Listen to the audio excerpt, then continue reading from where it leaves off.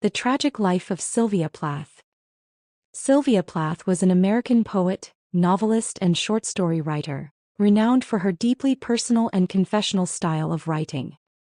She is best known for her poetry collection Ariel and her semi-autobiographical novel The Bell Jar.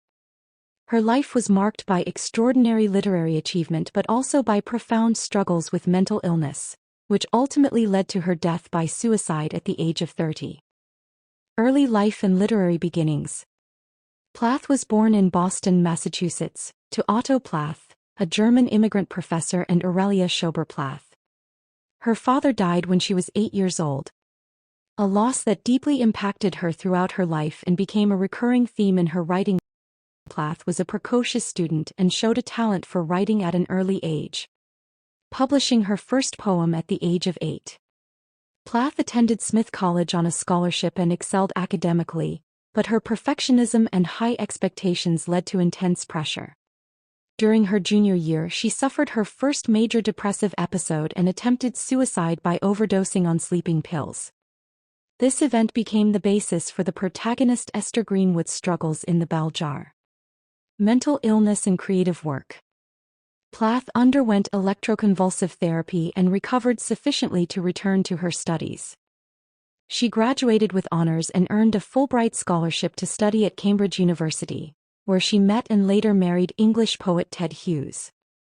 Their marriage was both creatively fruitful and tumultuous. Plath's work flourished and she began to explore themes of death, rebirth, identity, and despair.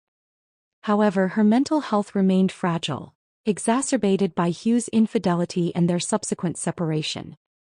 Plath's struggles with depression, feelings of isolation, and overwhelming responsibility as a single mother of 2 young children intensified during this period.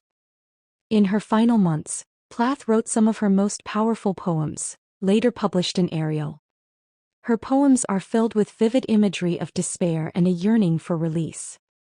For instance, in her poem Lady Lazarus, she writes, "Dying is an art like everything else. I do it exceptionally well. I do it so it feels like hell. I do it so it feels real. I guess you could say I've a call." These words convey her complicated relationship with death and survival. Tragic demise.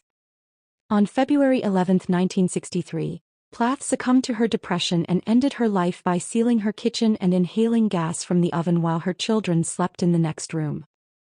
Her death marked a tragic end to a life of immense talent and unrelenting struggle.